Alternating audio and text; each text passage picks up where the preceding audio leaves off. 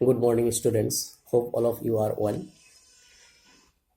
In the last class, I will discuss about the first major opposition parties in Indian politics. Today, I am going to discuss about the second major opposition parties in Indian politics.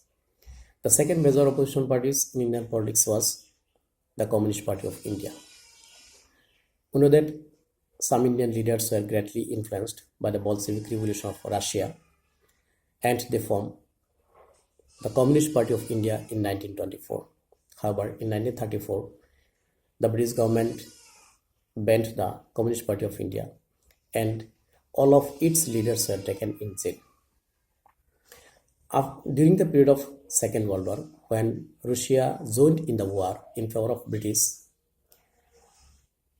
the communist leader also started supporting the British government. As a result of which, the British government lifted its restriction upon the party, which was in 1943. ছাত্ৰ ছাত্ৰীসকল, যোৱা ক্লাছত মই ভাৰতৰ মুখ্য বিৰোধী দল সম্পৰ্কে আলোচনা কৰিছিলোঁ আৰু ইয়াৰ প্ৰথম যিটো মুখ্য বিৰোধী দল সমাজবাদী দল এই সম্পৰ্কে আলোচনা কৰিছিলোঁ। গতিকে আজি মই দ্বিতীয়টো ভাৰতৰ ৰাজনীতিৰ মুখ্য বিৰোধী দল সম্পৰ্কে আলোচনা কৰিম। সেইটো হৈছে ভাৰতীয় সাম্যবাদী দল। আমি জানো যে ভাৰতবৰ্ষৰ কিছুমান নেতাই ৰাছিয়াৰ বলছেভিক ৰিভলিউশ্যন আন্দোলনৰ দ্বাৰা অনুপ্ৰাণিত। তো ভাৰতবৰ্ষৰ কিছুমান নেতাই ৰাছিয়াৰ বলছেভিক আন্দোলনৰ দ্বাৰা অনুপ্ৰাণিত হৈছিল আৰু তেওঁলোকে ভাৰতবৰ্ষত প্ৰথম সাম্যবাদী দল, ভাৰতীয় সাম্যবাদী দল অৰ্থাৎ CPI দল গঠন কৰিছিল। এই দলটো 1925 চনত গঠন কৰা হৈছিল। এই দলৰ গঠন সম্পৰ্কে বিভিন্ন বিতৰ্ক দেখিবলৈ পোৱা যায়, অৰ্থাৎ কিছুমান কিতাপত 1920, 1924 আৰু 1925 উল্লেখ আছে। যিয়ে নহওক তোমালোকে পৰীক্ষাত আহিলে 1925 চনেই লিখিবা। তো 1934 চনত ব্ৰিটিছ চৰকাৰে ভাৰতীয় সাম্যবাদী দলৰ ওপৰত নিষেধাজ্ঞা আৰোপ কৰে আৰু ইয়াৰ সকলো নেতাকৰ্মীক কাৰাৰুদ্ধ কৰে। দ্বিতীয় বিশ্বযুদ্ধৰ সময়ত যেতিয়া ছোভিয়েট ৰাছিয়াই ব্ৰিটিছৰ সমৰ্থনত যুদ্ধত অৱতীৰ্ণ হয়, তেতিয়া সাম্যবাদী দলৰ নেতাসকলেও ব্ৰিটিছসকলক সমৰ্থন কৰিবলৈ আৰম্ভ কৰে, যাৰ কাৰণে ব্ৰিটিছ চৰকাৰে তেওঁলোকৰ দলৰ ওপৰত যিটো নিষেধাজ্ঞা আৰোপ কৰিছিল এই নিষেধাজ্ঞা উঠাই লয়। Next point, electoral performance of the Communist Party. The Communist Party of India contested in the first general election held in 1952. In this election, the party secured 16 seats and became the largest opposition party in Indian politics. In 1957 Lok Sabha election, the Communist Party of India also able to win 27 seats. Another important event take place in Indian politics in 1957. That means in 1957, the Communist Party of India was able to form the first communist government in Kerala. However, the central government dismissed the communist government of Kerala in 1959 under Article 356 of the Indian Constitution. ছাত্ৰ ছাত্ৰীসকল, এতিয়া মই ভাৰতীয় সাম্যবাদী দলৰ নিৰ্বাচনী ফলাফল সম্পৰ্কে আলোচনা কৰিম। ভাৰতীয় সাম্যবাদী দলে 1952 চনত অনুষ্ঠিত সাধাৰণ সভাৰ নিৰ্বাচনত অৱতীৰ্ণ হয় আৰু এই নিৰ্বাচনত 16খন আসন লাভ কৰি দ্বিতীয় সৰ্ববৃহৎ বিৰোধী দল হিচাপে নিজকে প্ৰতিষ্ঠা কৰিবলৈ সক্ষম হয়।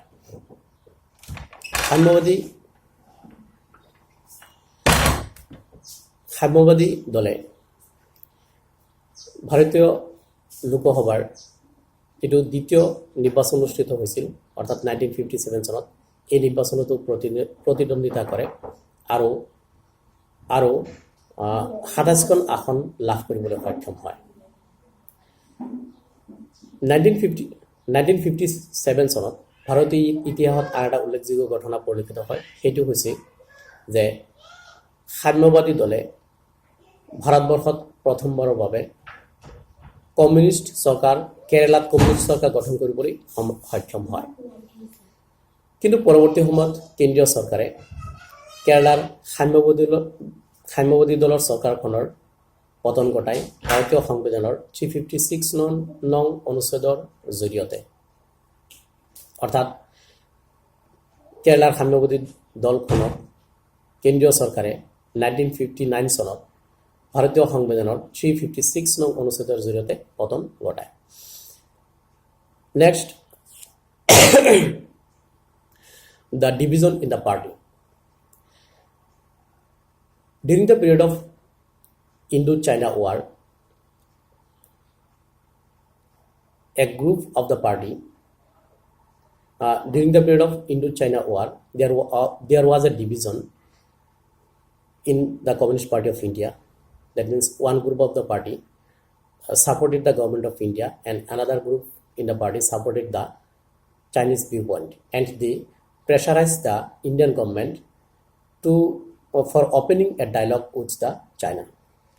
So as a result of friction among the leaders of the Communist Party, a new political party was formed under the leadership of A.K. Gopalan. This new party is known as Communist Party of India Marxist. This party was formed in 1964. ছাত্ৰ-ছাত্ৰীসকল, এতিয়া মই সাম্যবাদী দলৰ বিভাজন সম্পৰ্কে এটা থুলমূল আভাস দিবলৈ চেষ্টা কৰিছোঁ। আমি জানো যে 1962 চনত ভাৰত আৰু চীনৰ মাজত এক যুদ্ধ সংঘটিত হৈছিল। এই যুদ্ধক কেন্দ্ৰ কৰি সাম্যবাদী দলৰ নেতাসকলৰ মাজত এক বিভাজনৰ সৃষ্টি হয়।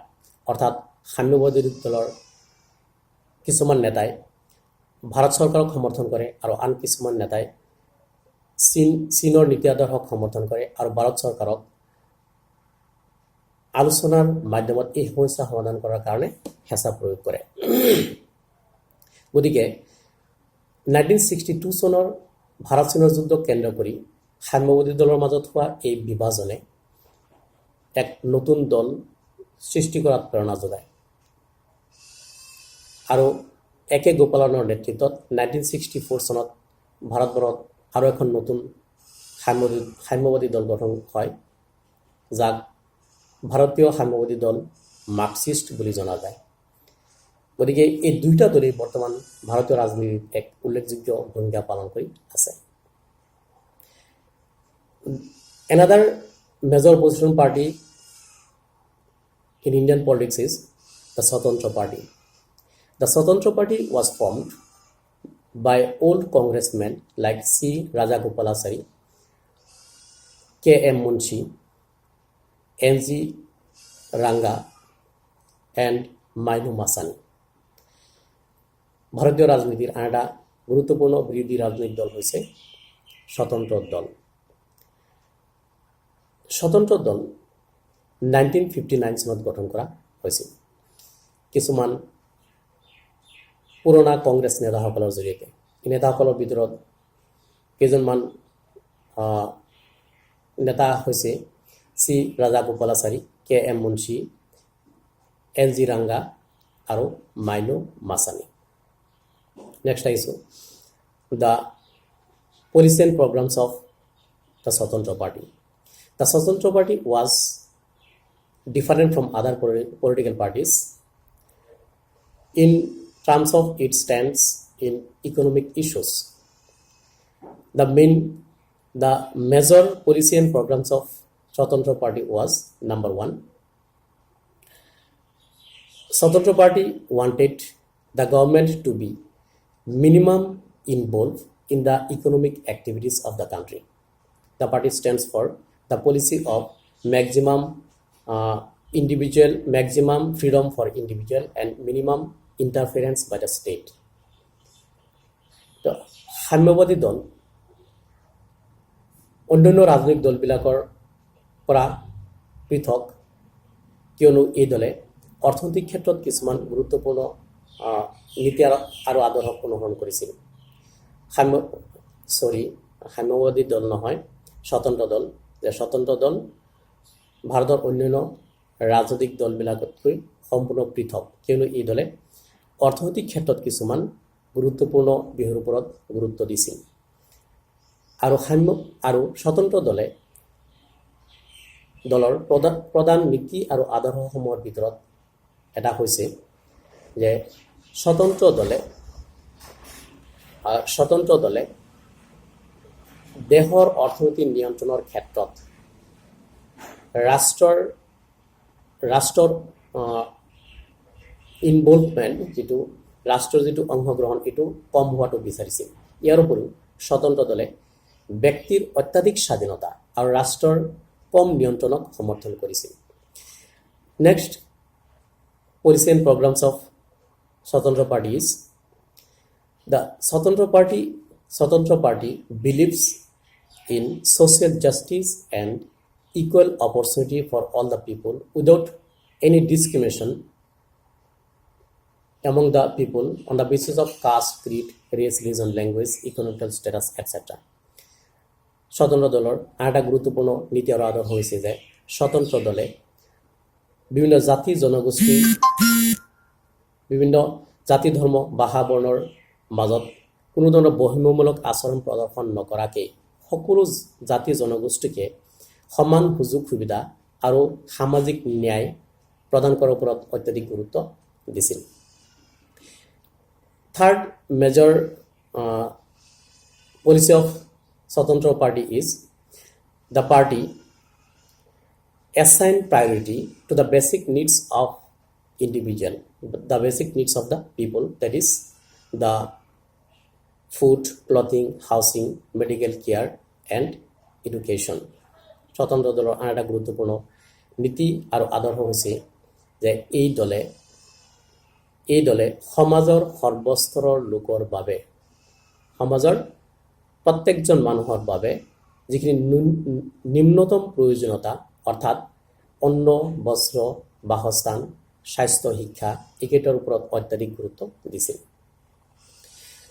Next major policy of the Swatantra Party is the Swatantra Party oppose nationalism and public sector and it was in favor of free private sector. স্বতন্ত্ৰ দলৰ আন এটা গুৰুত্বপূৰ্ণ নীতি হৈছে যে স্বতন্ত্ৰ দলে জাতীয়তাবাদৰ আৰু ৰাজহুৱা উদ্যোগৰ তীব্ৰ বিৰোধিতা কৰিছিল আৰু ইয়াৰ বিপৰীতে তেওঁলোকে স্বাধীন ব্যক্তিগত উদ্যোগৰ ওপৰত অত্যাধিক গুৰুত্ব দিছিল Another major policy of Swatantra Party is that the party critical of the policy of non-alignment and the party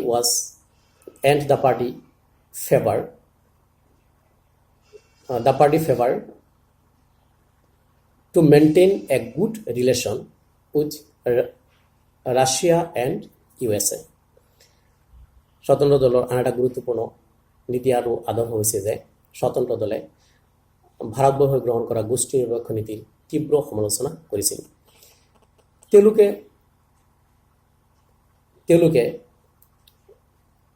Russia আৰু আমেৰিকা যুক্তৰাষ্ট্ৰৰ লগত এক সুসম্পৰ্ক প্ৰতিষ্ঠা কৰাৰ পক্ষপাতী আছিল গতিকে এইখিনি হৈছে নেক্সট হৈছে যে electoral performance Swatantra Party contested electoral performance. The Swatantra Party contested in the general election held in 1972. In this election, the Swatantra Party secured only 18 seats. In the next year, that means before the in the next year, that means in 1972, the leader of the founder of the Swatantra Party died and Swatantra Party declined rapidly due to lack of dedicated leaders. So it does not exist till today. স্বতন্ত্ৰ দলৰ নিৰ্বাচনী ফলাফল যে স্বতন্ত্ৰ দলে প্ৰথম 1962 চনত লোকসভা নিৰ্বাচনত প্ৰতিনিধিত্ব কৰিছিল আৰু এই নিৰ্বাচনত 18খন আসন লাভ কৰিবলৈ সক্ষম হৈছিল। কিন্তু 1972 চনত দলৰ মুখ্য নেতা ৰাজা গোপালাচাৰীৰ মৃত্যু হৈছিল, যাৰ ফলত ইয়াৰ পৰৱৰ্তী সময়ত এই দলত উপযুক্ত নেতৃত্বৰ অভাৱত এই দলৰ পতন ঘটিছিল আৰু বৰ্তমান ভাৰতীয় ৰাজনীতিত এই দলৰ উপস্থিতি দেখিবলৈ পোৱা নাযায়। So' this is the second and third major opposition parties in Indian politics. আৰু এইটোৱে আছিল ভাৰতীয় ৰাজনীতিৰ দ্বিতীয় আৰু তৃতীয়খন বৃহৎ বিৰোধী দল। So' in the next class, in the next video' I shall discuss about the fourth major opposition parties in Indian politics, that is the Bharatiya Jana Sangh. Thank you.